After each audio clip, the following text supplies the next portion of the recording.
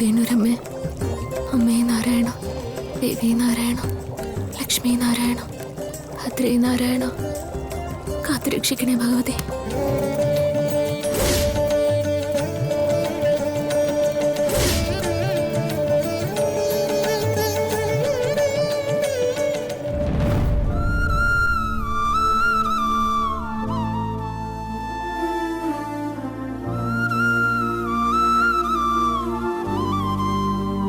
Vishal sir, തിരക്കിലാണോ? എന്താ കാര്യം? ഒന്ന് വന്നേ. എന്താ കാര്യം പാർവതി? ഒരു കാര്യമുണ്ട്, അത് താഴെ എത്തിയിട്ട് പറയാം. അതെന്താ ഇവിടെ വെച്ച് പറഞ്ഞ? വാ വിശാൽ സർ, വന്നേ. അതൊക്കെ പറയാമെന്ന് പറഞ്ഞില്ലേ? വാ, വേഗം വന്നേ. വാ വിശാൽ സർ, നടക്ക.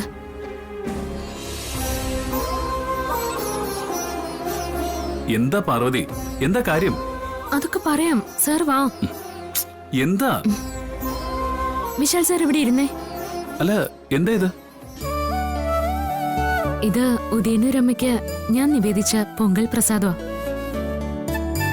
ഈ പ്രസാദം ഈ ഇലയിൽ നിന്നും ഞാനും വിശാൽ സാറും ഒരുമിച്ച് കഴിക്കണം. അതിനുവേണ്ടിയാ ഞാൻ വിശാൽ സാറിനെ കൂട്ടിക്കൊണ്ടുവന്നത്. ഇത് എന്റെ ഒരു നേർച്ച വിശാൽ സാർ. നേർച്ചയോ? എന്തിനു വേണ്ടിയുള്ള നേർച്ച?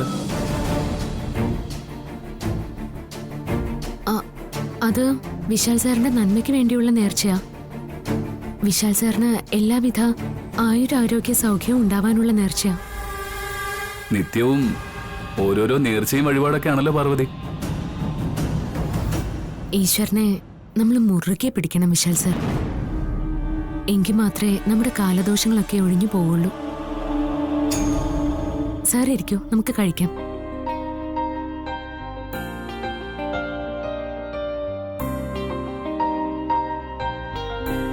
നമുക്ക് കഴിക്കാം. കഴിക്കാം.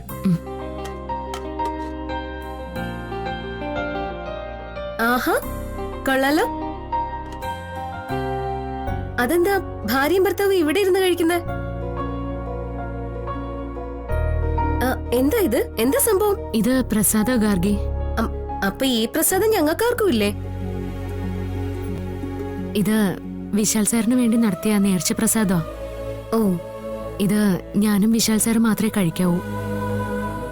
അതുകൊണ്ടാ ഇതാർക്കും പങ്കുവെക്കാത്തെ. ശരി ശരി, എന്നാ രണ്ടാളും കഴിച്ചോ. ഞാനിത് കാണുന്നത് കൊണ്ട് പ്രശ്നമൊന്നുമില്ലല്ലോ.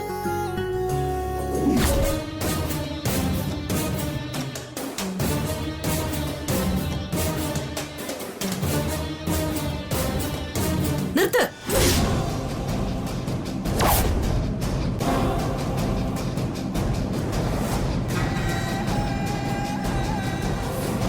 എന്താ ഇത്? എന്താ ഞാൻ ഈ കാണുന്നത്?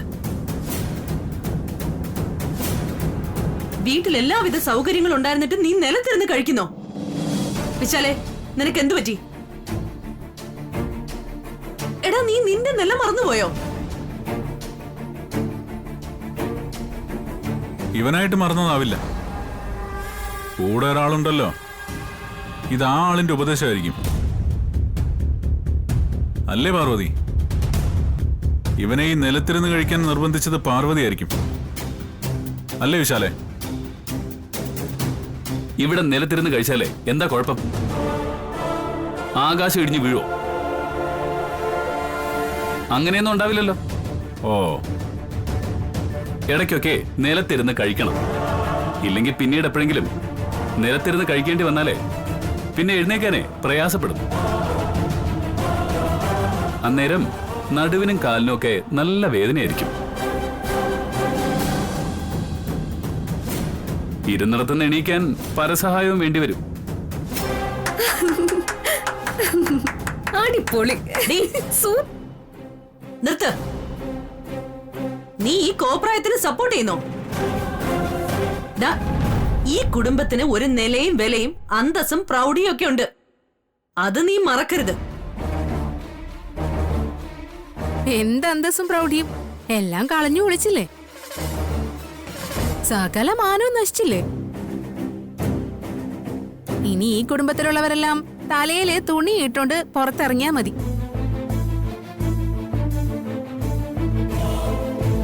ഇല്ലെങ്കിലേ പിച്ച കുടുംബം പറഞ്ഞ് ആളുകൾ കളിയാക്കുന്നത് കേൾക്കേണ്ടി വരും. മനസ്സിലായില്ല, നീ എന്തൊക്കെയാ ഈ പറയുന്നത് ജാസ്മിൻ? കോടികളുടെ ആസ്തി ഉണ്ടായിട്ടും ഇവിടെ ഒരാള് നമ്മളെയെല്ലാം നാണം കെടുത്താനായി പുറത്തിറങ്ങി പിച്ച തെണ്ടിയിരിക്കുന്നു.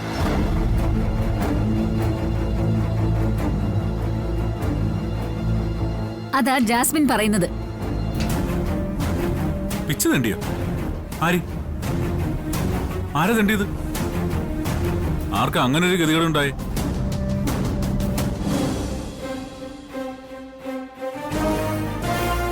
ദേ നോക്ക്, ഇയാളാ.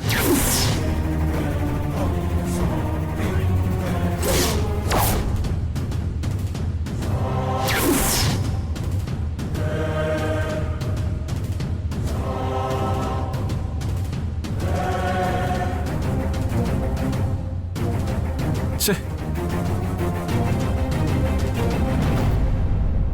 നാണക്കേട് കണ്ടോ?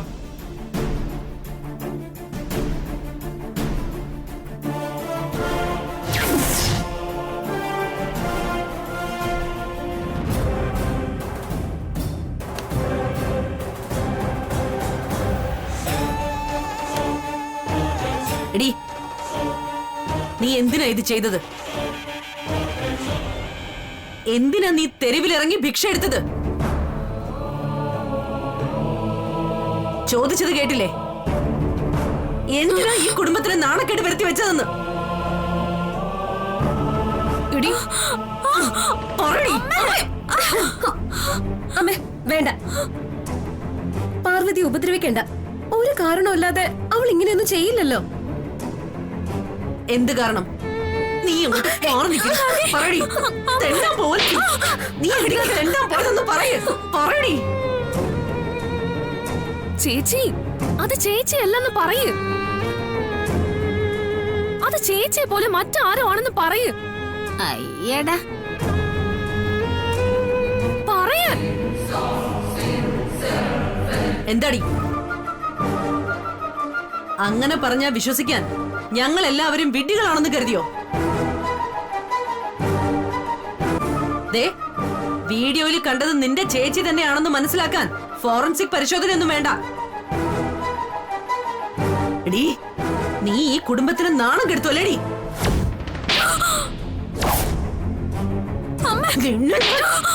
നീ ഞങ്ങളെ നാണം കെടുത്തു അല്ലേ? എടീ, തെണ്ടാൻ പോലെടി.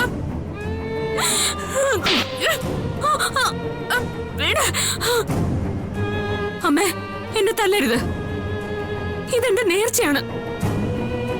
101 രൂപ ഭിക്ഷ യാചിച്ച് നേടി ആ ഭിക്ഷക്കാശ് കൊണ്ട് അരി വാങ്ങി കഞ്ഞി വെച്ച് ഞാനും വിശാൽ സാറും ഒരുമിച്ചിരുന്ന് കഴിക്കണം. ആ നേർച്ചയാണ് ഞാൻ നിവേദിച്ചത്.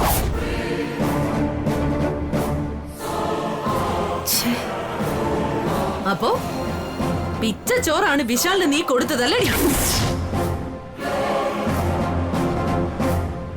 അവനെന്താ അത്രയ്ക്ക് ഗതികെട്ടവനാണോ?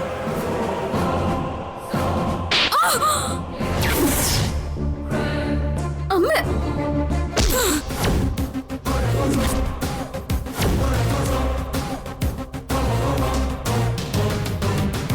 എന്നെ തല്ലരുതെന്ന് ഞാൻ പറഞ്ഞു. ഇനി ഈ കൈ എന്റെ നേർക്ക് പൊങ്ങരുത്. എന്റെ ഭർത്താവിന് വേണ്ടി നടത്തുന്ന നേർച്ചയാണ് എനിക്ക് പ്രധാനം. അതിനപ്പുറം മറ്റൊന്നും ഞാൻ ചിന്തിക്കില്ല. എന്റെ നേർച്ചയെ തടസ്സപ്പെടുത്താൻ ആരും ശ്രമിക്കണ്ട. ശ്രമിച്ചാ ഞാൻ മിണ്ടാതിരിക്കുമെന്ന് നിങ്ങൾ ആരും കരുതുകയും വേണ്ട.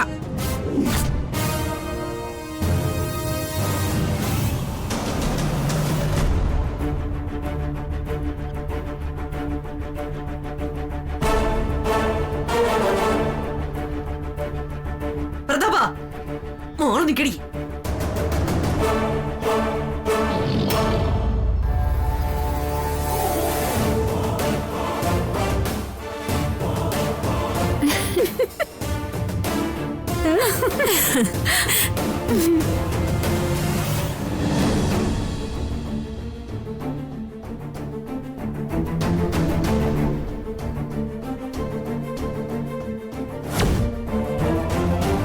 അല്ലേ ചേച്ചി?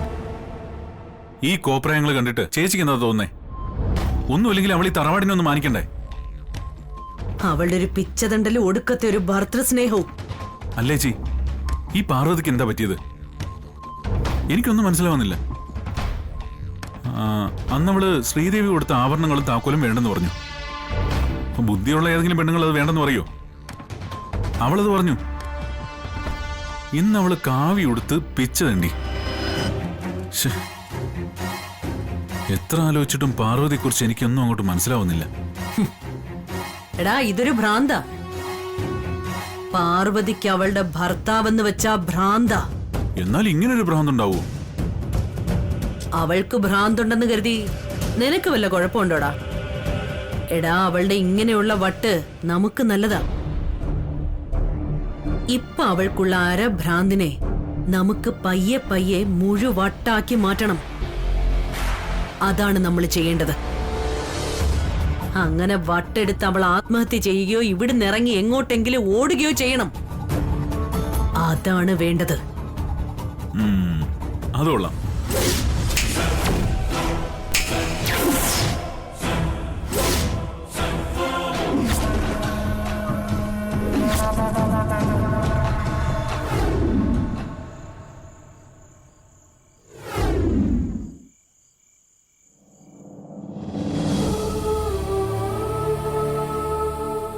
ഉദയനൂരമ്മ, പരീക്ഷണങ്ങൾ അവസാനിക്കുന്നില്ലല്ലോ. ഒന്നിനു പുറകെ ഒന്നായി അത് കൂടിക്കൂടി വരികയാണല്ലോ. വിശാൽ സാറിന് ആപത്തൊന്നും വരാതിരിക്കാനല്ലേ ഞാൻ ആ കഞ്ഞി അവിടുത്തെ മുന്നിൽ നിവേദിച്ചത്. എന്നിട്ട് ആ പ്രസാദം ഒരുമിച്ച് ഒരു പാത്രത്തിൽ നിന്നും എനിക്കും വിശാൽ സാറിനും കഴിക്കാൻ സാധിച്ചില്ലല്ലോ. എന്തിനാ അപ്പോ അവിടെ ഒരു തടസ്സം തീർത്തത്? പ്രശ്നപരിഹാരം എന്നോണം നടത്തിയ ആ നേർച്ച മുടങ്ങിയതിൽ എനിക്ക് വല്ലാതെ പേടി തോന്നുന്നു അമ്മ.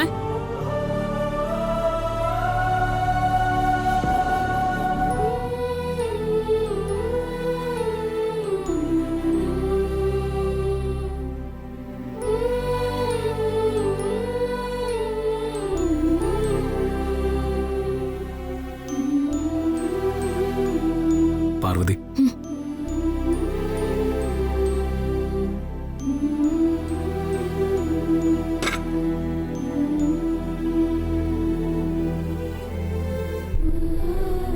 പ്രഭാവതി അമ്മ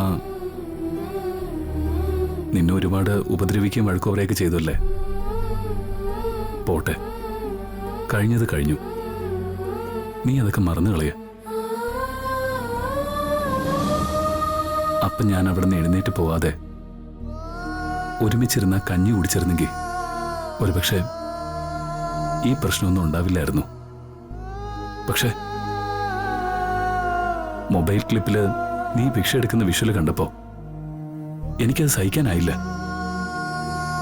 അതാ ഞാൻ അപ്പം തന്നെ അവിടെ നിന്ന് എണീറ്റ് പോയത്. നീ ഭിക്ഷ എടുത്തത് നിന്റെ നേർച്ചയുടെ ഭാഗമായിരുന്നു എന്ന് ഞാൻ ഓർക്കണമായിരുന്നു. പക്ഷേ എനിക്കത് സാധിക്കാതെ പോയി. നീ എന്നോട് ക്ഷമിക്കൂ പാർവതി. എന്താ ഇത് വിശാൽ സാർ? വിശാൽ സാർ എന്നോട് മാപ്പ് ചോദിക്കോ? വേണ്ട, അതൊരിക്കലും പാടില്ല. വിശാൽ സാറിന്റെ അപ്പോഴത്തെ മാനസികാവസ്ഥ എനിക്ക് മനസ്സിലാക്കാനാവും. എനിക്കതില് യാതൊരു പരാതിയില്ല വിശാൽ സാർ. അതൊന്നും ഓർത്ത് വിശാൽ സാറ് വെറുതെ സങ്കടപ്പെടണ്ട. പാർവതി, സങ്കടം ഒളിപ്പിച്ചു വെച്ചിട്ട് എന്നെ ആശ്വസിപ്പിക്കാൻ നീ കാണിക്കുന്ന ഈ മനസ്സുണ്ടല്ലോ, അതിനു പകരം ഞാൻ എന്ത് തന്നാലും മതിയാവുക. എനിക്കൊന്നും വേണ്ട. വിശാൽ സാറിന്റെ ഈ സ്നേഹം മാത്രം മതി. പാർവതി, നീ ജനിച്ചതും വളർന്നതും ഗ്രാമത്തില്. അതുകൊണ്ട് തന്നെ ഇതുപോലുള്ള വഴിപാടുകൾ നിനക്ക് പുതുമയില്ലായിരിക്കാം. പക്ഷേ ഇന്ന് നീ ആ പഴയ പാർവതിയല്ല. ഗായത്രി ഗ്രൂപ്പ് ഓഫ് കമ്പനീസിന്റെ ചെയർപേഴ്സണ്. എന്ത് കാര്യം ചെയ്യുമ്പോഴും ആ ഒരു ചിന്ത എപ്പോഴും നിന്റെ മനസ്സിലുണ്ടാവണം.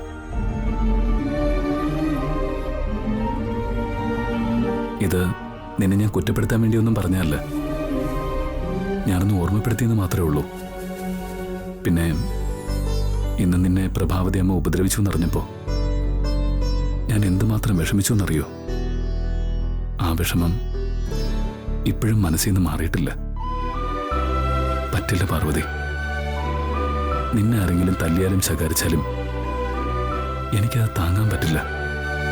വിശാൽ സർ, അങ്ങനെ മനസ്സ് വിഷമിച്ചോണ്ട നീ അന്ന് ഉപേക്ഷിച്ച ചാവി പോലും ഞാൻ വാങ്ങിവെച്ചത്. ഇത്രയൊക്കെ സ്നേഹം വിശാൽ സാറിന് എന്നോടുണ്ടെന്നറിയുമ്പോ എനിക്ക് ഞാൻ എന്താ പറയേണ്ടത്? എനിക്ക് പറയാൻ വാക്കുകൾ കിട്ടുന്നില്ല വിശാൽ സർ.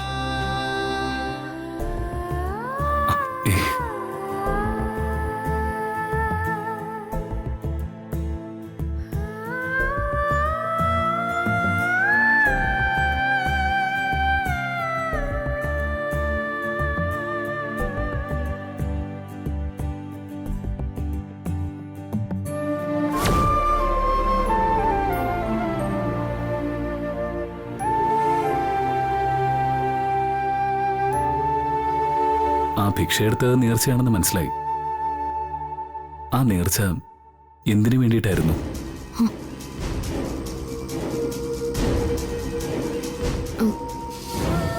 പറയൂ പാർവതി, എന്തിനു വേണ്ടിയായിരുന്നു ആ നേർച്ച? അത് വിശാൽ സാറിന് ആപത്തൊന്നും വരാതിരിക്കാൻ വേണ്ടി. പാർവതി, എന്റെ പ്രിയപ്പെട്ട ഭാര്യ, നീ എന്റെ തൊട്ടടുത്തുള്ളിടത്തോളം എനിക്ക് എന്താ ആപത്ത് വരാനാ? എനിക്ക് ഒരാപത്തും വരില്ല. അതിനുവേണ്ടി നീ ഇങ്ങനെ പ്രത്യേകിച്ച് നേർച്ചയും വഴിപാടും ഒന്നും നടത്തേണ്ട ആവശ്യമില്ല. ദേ, നേരം വൈകുന്നു, നമുക്ക് കഴിച്ചാലോ? ദേ, ഞാൻ നിനക്കുള്ള ഭക്ഷണം കൂടി എടുത്തിട്ടുണ്ട്. പകല് നീ തന്ന പ്രസാദം നമുക്ക് ഒരുമിച്ച് കഴിക്കാൻ പറ്റില്ല. ഇതെങ്കിലും നമുക്ക് ഒരുമിച്ച് കഴിക്കാം. എന്റെ തലയിലെടുത്തറിഞ്ഞ വിശാൽ സാർ ഇങ്ങനെയൊന്നും പറയില്ല. അത് വിശാൽ സാർ അറിയുന്നില്ലല്ലോ.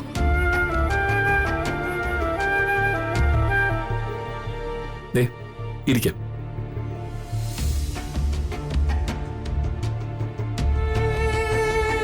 അതെ, ഇനിയുള്ള സംസാരമൊക്കെ ഭക്ഷണം കഴിഞ്ഞു മതി. ഇന്നേ എന്റെ പ്രിയതമയെ ഊട്ടുന്നത് ഞാന്.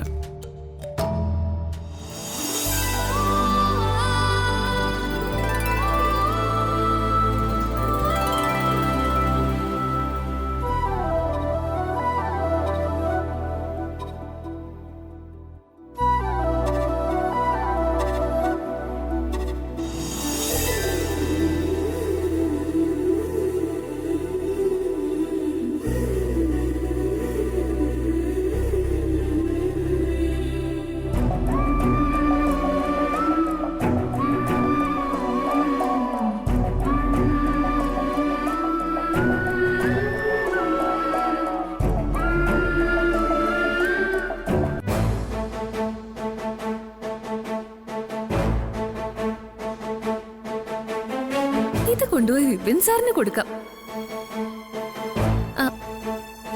വിപിൻ സാറേ, ഞാൻ സാറിനെ അന്വേഷിച്ചു വരുമായിരുന്നു. ഈ ജ്യൂസ് വിപിൻ സാറിന് വേണ്ടി ഉണ്ടാക്കിയതാ. സാർ ഇത് കുടിച്ചോ. പല്ലവി, നീ ഇത് കണ്ടില്ലേ? ഈ പാഴ്സലും വെച്ച് ഞാൻ എങ്ങനെ ജ്യൂസ് കുടിക്കുന്നേ? ഇതാണോ ഇപ്പൊ വലിയ കാര്യം? ആ പാഴ്സല് കുറച്ചു നേരത്തേക്ക് അവിടെ എവിടെയെങ്കിലും വെക്ക്, എന്നിട്ട് ഇതങ്ങ് വാങ്ങിക്ക്. ഇത് ഞാൻ സ്നേഹത്തോടെ സാറിന് വേണ്ടി മാത്രം ഉണ്ടാക്കിയ ജ്യൂസാ. അതുകൊണ്ട് തന്നെ ഈ ജ്യൂസിന് നല്ല രുചിയായിരിക്കും. എന്തായാലും എനിക്ക് ഇപ്പൊ ഈ ജ്യൂസ് വേണ്ട. വിപിൻ സാറേ, എന്നെ സങ്കടപ്പെടുത്തരുതേ. ഇത് കുടിച്ചേ. എനിക്ക് വേണ്ടെന്ന് പറഞ്ഞില്ലേ? അങ്ങനെ പറഞ്ഞാ പറ്റില്ല. ഈ ജ്യൂസ് കുടിച്ചേ തീരൂ. പല്ലവി വെറുതെ വാശി പിടിക്കല്ലേ. എനിക്കിപ്പോ ജ്യൂസ് വേണ്ട. ജ്യൂസ് കുടിക്കണം. കുടിക്കാതെ ഞാൻ വിപിൻ സാറിനെ വിടില്ല. എനിക്ക് വേണ്ടെന്ന് പറഞ്ഞില്ലേ. എനിക്കൊന്നും കേക്കണ്ട. വിപിൻ സാർ ഇത് കുടിക്കണം. പല്ലവി,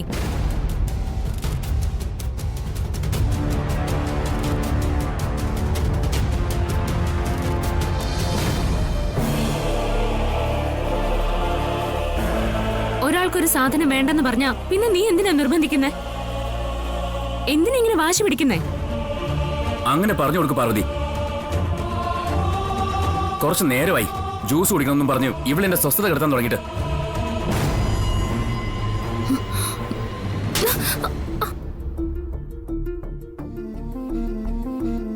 വിപിൻ പൊയ്ക്കോളൂ.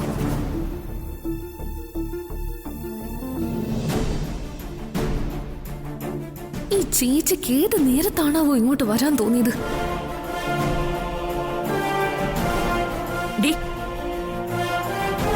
എന്താ നിന്റെ ഉദ്ദേശം?